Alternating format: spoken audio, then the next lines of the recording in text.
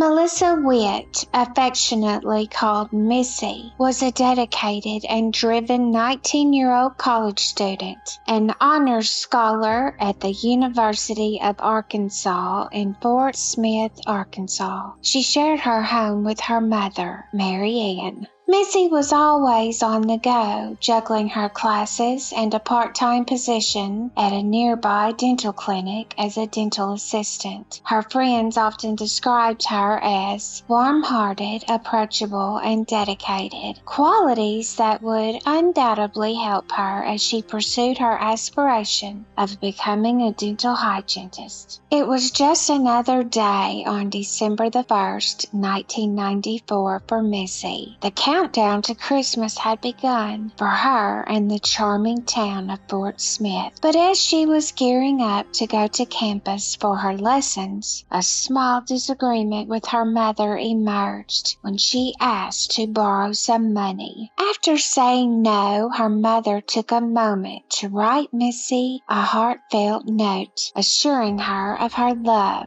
She mentioned that she would be at a local bowling alley later that day, inviting Missy to join her for a meal if she wanted. Between 6:30 and 7 p.m., after finishing her class and work, Missy headed to the bowling alley mentioned in her mother's note. She parked her car, but before she could step inside, investigators believe she was kidnapped from the parking area. This assessment is based on evidence of a struggle around her car, which included blood found in the lot, as well as her keys and an earring that were discovered nearby. The abduction of Melissa was heard by a witness, a young boy who was enjoying a visit to Bowling World with his mother, reported that as he stepped out to grab a book from their car, he heard a woman shout, "Help me!" He did not see anyone at the time, but recalled that it was roughly 6:30 or 6:40 p.m. Unfortunately, Bowling World did not have security cameras in the parking lot, and while some convenience stores nearby did have cameras, they were too far away to capture any useful evidence. Around 7:45 p.m., someone discovered Melissa's car keys and handed them over to the front desk at Bowling World. At the moment, the blood splatter on the keys went unnoticed by anyone. Melissa has not returned home yet. Concerned, Mary Ann decides to reach out to Melissa's closest friend, Tara, to check if she has any updates. Tara was in the middle of a nap when her mother had to rouse her, but she had no idea about Melissa's whereabouts. The two friends share a biology class on Fridays and had made plans to spend time together later that evening. Mary Ann assumed her daughter Melissa was out with friends that night. However, when Melissa did not come home, worry began to creep in. Mary Ann reported her daughter missing, but the officer reassured her that since Melissa was over 18, she had the freedom to leave if she wished. Despite this, Mary Ann knew that such behavior was unusual for Melissa. At that point in the investigation, there was no reason to suspect foul play. On Friday, January the 13th, 1995, a cold and stormy day. 6 weeks following her abduction, 2 hunters stumbled upon Missy's body in the Ozark National Forest, located 45 miles away from her home in Fort Smith.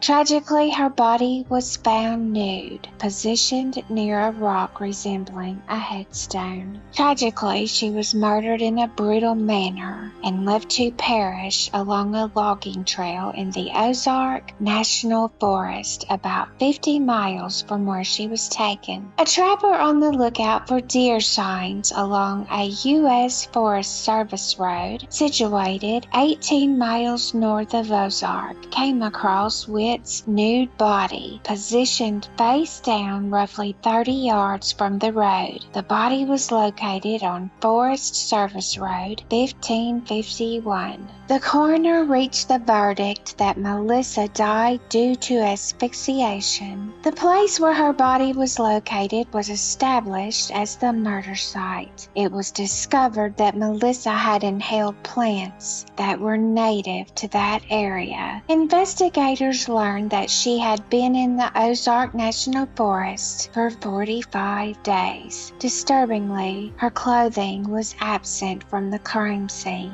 which included her jeans, undergarments, purse, one earring, and her treasured Mickey Mouse watch. 3 years following Melissa's tragic murder, her family took legal action against CN Bow Corp. They claimed that the company did not take responsible precautions to ensure the safety of its premises. However, the court ruled that the circumstances were not predictable, leading to the dismissal of the case. Larry Swearingen was considered a person of interest in this case due to his conviction for the murder of Melissa Trotter, which occurred in a manner strikingly similar to that of Missy. Both girls were 19 at the time of their untimely deaths and were discovered in large forests across Arkansas. Moreover, Swearingen was known to be in the area when Melissa was taken. He consistently denied any involvement in Missy Witt's murder and was executed on January the 27th, 2009 for the crime against Melissa Trotter. Melissa's mother, Mary Ann, sadly left this world in 2011 at the age of 75, never knowing what happened to her daughter.